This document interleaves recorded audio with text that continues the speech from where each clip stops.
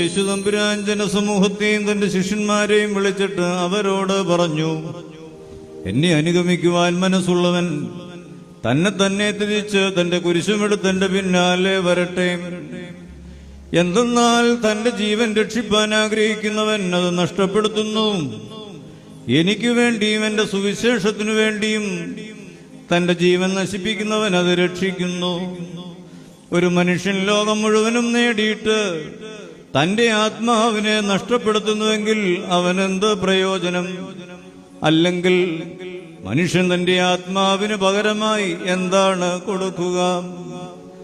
എന്തെന്നാൽ പാപവും വ്യഭിചാരവുമുള്ള ഈ വംശത്തിൽ ഒരുവൻ എന്നെക്കുറിച്ചും എന്റെ വചനങ്ങളെക്കുറിച്ചും ലജ്ജിച്ചാൽ മനുഷ്യപുത്രൻ തന്റെ പരിശുദ്ധ മാലാഖമാരോടുകൂടി പിതാവിന്റെ മഹത്വത്തിൽ വരുമ്പോൾ അവനെക്കുറിച്ചും ലജ്ജിക്കുമെന്ന് മശിഹ കൽപ്പിച്ചരുളി ചെയ്തു.